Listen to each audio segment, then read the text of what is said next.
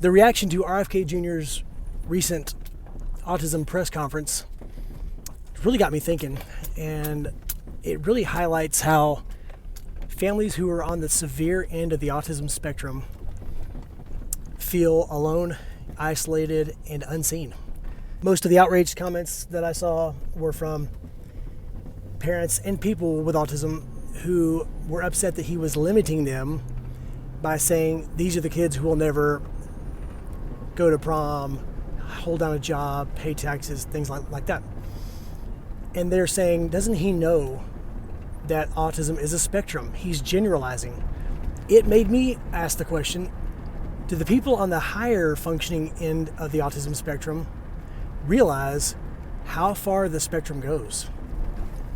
Because on the severe side, we resonated with everything he was saying. He was describing our children.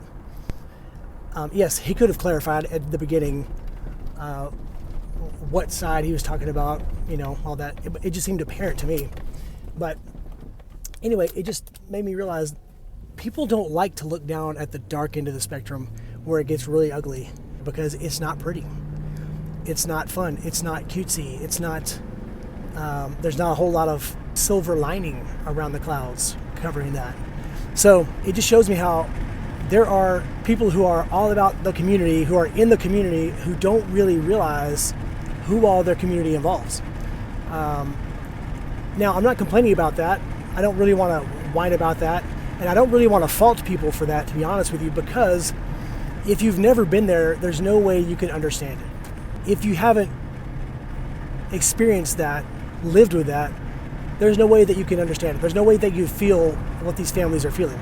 My son, ever since he got his meds regulated, and now he's home from the State Supported Living Center, he is truly like a different child. We lived a completely different life before he went into the State Supported Living Center and got his meds right than we do now.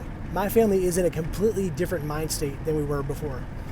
I remember the first time years ago, whenever I used the word PTSD, I told my wife, I said, I think we're experiencing PTSD. It felt wrong to say that. It felt like we didn't deserve that, because I thought that's just reserved for like combat veterans, people who have seen traumatic things to the highest degree. But realizing now, PTSD is for trauma really of any size and scale. We were truly living with PTSD. Our son was destructive, violent, totally unpredictable. That's the part that really gets you. It's totally unpredictable. You don't know when he's going to have a meltdown, which would turn into destruction and violence, possibly running away, running to other people's house, running to anywhere.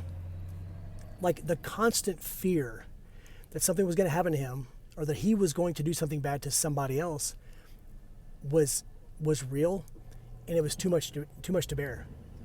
Like, you don't understand how these families are just existing in fear and worry and anxiety, and then in very real terrible things happening all the time.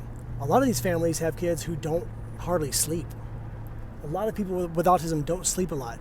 We're blessed with a son who would sleep through the night pretty well, but there would be times he would wake up 4 a.m, 2 a.m, and then what's he gonna do? Is he gonna try to mess with somebody asleep? Is he gonna break something? Is he gonna get into something? Is he gonna go out of the house? We would have to hide knives, hide scissors. We were in fear. So there's a whole part of the spectrum that lives in that fear. They have PTSD. They are truly anxious. They are affected always and will be forever. So when you're so quick to be upset that somebody is describing kids who headbang and do self-injurious behavior and will never go to prom and will never hold down a job, just understand there are tons of families with kids like that. And honestly, people talk a lot about education and a lot about learning about traits of autism and all this. I don't know if there's a whole lot of education going on to be sensitive to families on the severe end of the spectrum. I'll just be very honest with you, and I'm not trying to hurt anybody's feelings or anything, but there's nothing cutesy about the autism that we experience. When people talk about a little touch of the tism, right? people say terms like neurospicy. That stuff doesn't resonate with us. That stuff's not cutesy to us.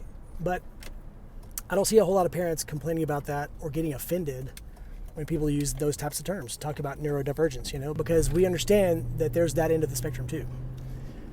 So I think that there could be education for everybody, about everybody on that. And I just want to speak out about it because families like mine are real. Families like mine exist. Families like mine do want answers. And every time we've asked about, well, I wonder if this could contribute to the cause of autism, we're usually met with people very adamantly preaching about how, no, they've debunked that. No, the research has shown that's not true. And I mean, obviously, I'm talking about vaccines as well, right? People are so upset when you question, I wonder if vaccines, certain vaccines or whatever, could contribute to autism. People lose their minds. They don't even want you questioning it. They're afraid of you questioning it. And look, I've been there where I've been afraid to question something that I've always believed. I've been scared to possibly let go of some belief that I've had. But the vaccine thing, there's major fear with even questioning that. So parents like us who wonder, do vaccines cause autism? And we're just questioning it. We're usually barked at and made to feel stupid, That research has been done. Well, can you cite the research? They usually don't. They'll name some names, yeah, so-and-so's done this or whatever, but, cite the research. We're all believing what we've been told about research, right?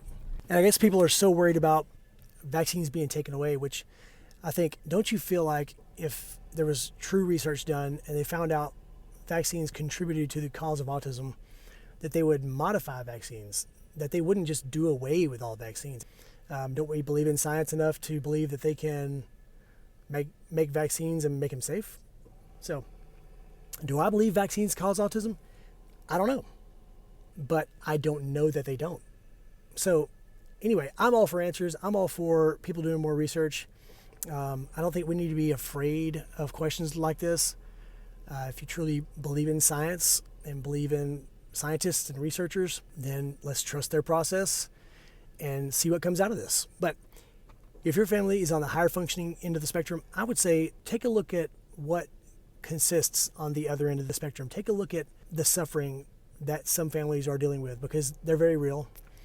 They feel isolated. I can guarantee you they feel alone and they feel unseen. So maybe take a look, and we can all do more and more learning about the whole spectrum and about everybody's experience. I think we'd all be better off for it. So let me know what you think.